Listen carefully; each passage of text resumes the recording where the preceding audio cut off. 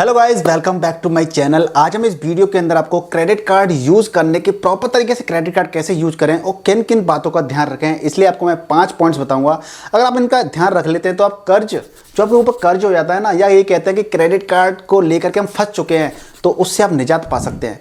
दोस्तों, credit card आजकल हर इंसान की जरूरत बन गई है और इससे जो हम कहते हैं ना क्रेडिट की जो कहते हैं हम फाइनेंशियल लिटरेसी, वो भी बढ़ती चली जा रही है। तो यानी कि देखा जाए तो इससे काफ़ी ज़्यादा बेनिफिट्स हैं। जब से कोरोना का टाइम आया था, कोरोना काल के दौरान उसके बाद में जो ट्रांजैक्शंस हुए थे, जो यूपीआई ट्रांजैक्शन हुए थे, जो कैश के ट्रांजैक्शन काफ़ी कम हो गए थे और उसके बाद डिजिटल पेमेंट्स का दौर आ गया था, तो उस टाइम पे इन क्रेडिट कार्ड वगैरह का काफ़ी चलन हुआ था। और जब से ये डे बाई डे बढ़ते चले जा रहे हैं, क्योंकि इसकी इंपॉर्टेंस भी लोग समझ चुके हैं। लेकिन होता क्या है कि कई बार हम क्रेडिट कार्ड का इस्तेमाल प्रॉपर तरीके से नहीं कर पाते हैं, कई सारी गलतियां कर देते हैं, जिसकी वजह से हम काफ़ी ज़्यादा दुविधाओं में फंस जाते हैं।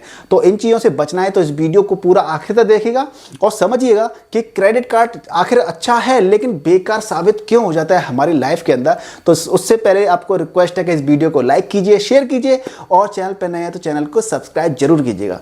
दोस्तों, क्रेडिट कार्ड की बात कर रहे हैं हम लोग, तो क्रेडिट कार्ड से जुड़े हुए कुछ हमें 5 ऐसे नियम अपने दिमाग में बिठा लेने चाहिए, जिससे क्या होगा कि हम क्रेडिट कार्ड का बेहतर तरीके से इस्तेमाल कर सकते हैं। होता क्या है कि कई सारे लोग प्रॉपर तरीके से इस्तेमाल नहीं कर पाते, जिसकी वजह से उनको कर्ज यानी कि जो उनका जो क्रेडिट कार्ड से जो खर्चा करते हैं उसको पेमेंट नहीं कर पाते प्रॉपर तरीके से, और जो उसके जो रिवॉर्ड्स मिलते हैं, गिफ्ट वाउचर्स मिलते हैं, उनका भी इस्तेमाल ना करके हम काफ़ी ज़्यादा नुकसान कर लेते हैं। तो मैं इस वीडियो के अंदर 5 पॉइंट्स बताने वाला हूं। ध्यान से एक एक पॉइंट को समझिए और क्रेडिट कार्ड का ज़्यादा से ज़्यादा फायदा लेने का सोचिए। तो दोस्तों, सबसे पहला पॉइंट है कि हमारे जो भी बकाया बिल होते हैं उनको सही समय पर पे करना चाहिए। सपोज दैट आपने जब भी आप क्रेडिट कार्ड के जरिए कोई भी पेमेंट करते हैं, बाई करते हैं, कोई भी ऑनलाइन शॉपिंग करते हैं, तो आपको टाइम मिलता है। हर क्रेडिट कार्ड कंपनी जो बैंक होती हैं, 18 दिन से लेकर के 55 दिन का टाइम मिलता है आपको पेमेंट करने का। यानी कि आप 18 से लेकर के 55 दिन तक पेमेंट अपने उस चीज़ जो आपने बाई किया उस पैसे का इस्तेमाल कर सकते हैं और उसके बाद आपको पे करना पड़ेगा। ये पर्सन टू पर्सन और बैंक टू बैंक डिसाइड होता है कि किसी को 18 दिन मिलते हैं, किसी को 30 दिन मिलते हैं, किसी को 55 दिन तक मिल जाते हैं पैसे का इस्तेमाल करने के। यानी कि पेमेंट आप 55 दिन तक कर सकते हैं, बाद में कर सकते हैं। तो गाइस, तो अब होता क्या है कि हम लोग उस जो लिमिट मिलती है उसको भी हम यूज़ कर लेते हैं और उसके बाद में भी हम उसका पेमेंट नहीं करते हैं। यानी कि आपका क्रेडिट कार्ड का जो बिल आ जाता है उसका पेमेंट नहीं करते हैं, जिसकी वजह से क्या होता है हमारे पास इंटरेस्ट लगती है, पेनल्टी लगती है और उसकी वजह से हमारा जो सिविल स्कोर होता है, जिसको हम क्रेडिट स्कोर भी बोलते हैं, वो हमारा खराब हो जाता है। तो जब भी आपका पेमेंट करने की बारी आती है तो सही समय पर टाइम से पेमेंट करें, जिससे आपका सिविल स्कोर अच्छा होगा, आपकी क्रेडिट वैल्यू अच्छी बनेगी और कल को आपको जब आपके रिलेशन अच्छे बन जाते हैं बैंक से, तो आपको लोन लेने में भी दिक्कत नहीं आएगी। तो इस तरीके से समय से पेमेंट अपना कीजिए। अगला है दोस्तों, क्रेडिट लिमिट तय कर लें। यानी कि होता क्या है कि जब भी हम क्रेडिट कार्ड का अप्लाई करते हैं, हमें क्रेडिट कार्ड मिल जाता है, तो हमें उसमें एक लिमिट मिलती है कि भाई हम 35,000 तक का या 70,000 का या 1 लाख तक की हम शॉपिंग कर सकते हैं। तो उस क्रेडिट लिमिट को डिसाइड कर लीजिए। ऐसा नहीं होना चाहिए कि क्या होता है कि बैंक बार बार क्या करती है, आपको क्रेडिट कार्ड की लिमिट को बढ़ाती चली जाती है, आपसे पूछती है कि क्रेडिट कार्ड की लिमिट बढ़वा लीजिए, 2 लाख, 5 लाख, 10 लाख करवा लीजिए।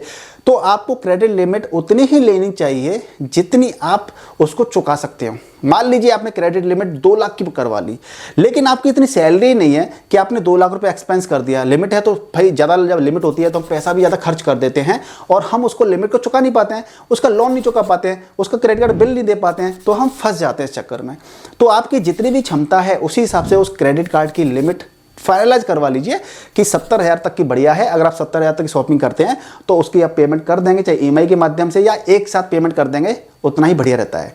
तो क्रेडिट कार्ड की जो लिमिट होती है उसको फाइनलाइज कर लीजिए। अगला जो चीज़ आपको ध्यान रखनी है वो ये है, तीसरी, कि आपको क्रेडिट कार्ड का इस्तेमाल पैसे निकालने के लिए नहीं करना चाहिए, कैश निकालने के लिए नहीं करना चाहिए।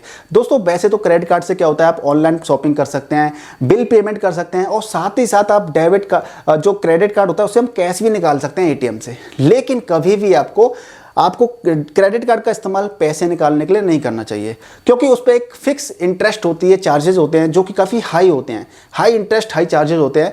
तो हमेशा जब भी आपको कैश निकालना है एटीएम वगैरह से कहीं से भी, तो आपको डेबिट कार्ड का इस्तेमाल करना चाहिए, क्योंकि डेबिट कार्ड से आपके अकाउंट के अंदर जितने पैसे होंगे उसी हिसाब से पैसा निकाल सकते हैं। लेकिन क्रेडिट कार्ड से निकालेंगे तो हाई इंटरेस्ट चार्ज लगती है और एडिशनल चार्जेस भी लग सकते हैं। तो इसलिए कभी भी आप कैश निकालने के लिए क्रेडिट कार्ड का इस्तेमाल ना करें। चौथा है दोस्तों, पेमेंट करने के लिए जो क्रेडिट कार्ड का जो पेमेंट होता है उसको पेमेंट को करने के लिए रिमाइंडर सेट कर लीजिए या ऑटो पेमेंट का सेटअप कर दीजिए, जिससे क्या होगा कि आपका क्रेडिट कार्ड का बिल जनरेट होगा और आपने जब ऑटो पेमेंट के लिए सेट कर दिया हुआ या रिमाइंडर सेट कर दिया होगा तो इससे होगा क्या कि आपका क्रेडिट कार्ड का जो भी बिल होगा आपका ऑटोमेटिकली पे हो जाएगा आपके अकाउंट से, या फिर आपके पास एक रिमाइंडर आ जाएगा और आपको वो अकाउंट मतलब रिमाइंडर आ जाएगा, मीन्स आपको बिल पे करना है और आप बिल पे करने से बच नहीं पाएंगे, यानी कि भूल नहीं पाएंगे। कई सारे लोग कैसे होते हैं कि उनकी इंटेंशन ऐसी नहीं होती है कि वो बिल पे नहीं करना चाहते, लेकिन वो भूल जाते हैं, तो इसलिए उनको पेनल्टी लगती है, इंटरेस्ट भी लगता है और सिविल स्कोर भी खराब हो जाता है। तो इसलिए अपना क्या कीजिए, ऑटो रिमाइंडर या ऑटो पेमेंट का ऑप्शन आपको चूज करना चाहिए। अब चलते हैं दोस्तों अगले पॉइंट की तरफ, यहाँ की 5वां और आखिरी पॉइंट है, नियमित तौर पर हमें क्या करना चाहिए, नियमित रूप से हमें अपने जो हमारा क्रेडिट कार्ड का बिल होता है हमें उसकी जांच करनी चाहिए। जो क्रेडिट कार्ड का लंबा चौड़ा बिल आता है ना, उसको हमें देखना चाहिए कि हमने कितना खर्चा किया, कहाँ कहाँ पे खर्चा किया, कौन सा खर्चा एडिशनल था, कौन सा खर्चा हम बचा सकते थे, एडिशनल चार्जेस क्या क्या लगे हैं, वार्षिक चार्जेस क्या लगे हैं, यानी कि एनुअली मेंटेनेंस चार्जेस लगते हैं क्रेडिट कार्ड के, वो लगे हैं कि नहीं लगे हैं, और इसके साथ साथ हमें रिवॉर्ड्स पॉइंट्स मिले हैं, कितने पॉइंट्स मिले हैं, कितना खर्च किया। तो ये सारी चीज़ें अगर देखते हैं ना तो इससे आपको आइडिया लग जाएगा कि आप बेसिकली खर्चा करना है तो फालतू बेवजह खर्चा कहाँ पे कर रहे हैं, जिस पे आपको लगाम लगानी है। तो इस तरीके से अपने क्रेडिट कार्ड जो बिल होता है उसकी जाँच करनी चाहिए, देखना चाहिए, परखना चाहिए चीज़ों को और एनालाइज करना चाहिए कि बेसिकली हमने खर्चा किया है तो किस सेक्टर में खर्चा ज़्यादा किया है, किस सेक्टर में कम किया है, कहाँ पे हमें बचत करनी चाहिए, कहाँ पे इन्वेस्टमेंट करना चाहिए। ये सारी चीज़ें ओवरऑल हमें चीज़ें समझ में आती है जब हम क्रेडिट कार्ड का बिल देखते हैं। तो दोस्तों क्रेडिट कार्ड को इस्तेमाल करके आप प्रॉपर तरीके से अपनी लाइफ को सुकून वाली बना सकते हैं, और यदि आप इन 5 पॉइंट का इस्तेमाल नहीं करते हैं, इनको फॉलो नहीं करते हैं, तो आप क्रेडिट कार्ड के जंजाल में फंस जाएंगे और आप उसकी EMI और उसका जो कर्ज है चुकाते चुकाते आप परेशान हो जाएंगे। तो इन 5 पॉइंट्स को फॉलो कीजिए और अपनी लाइफ को ईजी बनाइए। तो दोस्तों मुझे उम्मीद है कि ये वीडियो में दी गई जानकारी आपको काफ़ी पसंद आई होगी, तो वीडियो को जल्दी से लाइक कर दीजिए, शेयर कर दीजिए और चैनल पर नए चैनल को सब्सक्राइब कर लीजिए। मिलते हैं नेक्स्ट वीडियो, तब तक के लिए good bye and take care. जय हिंद, जय भारत।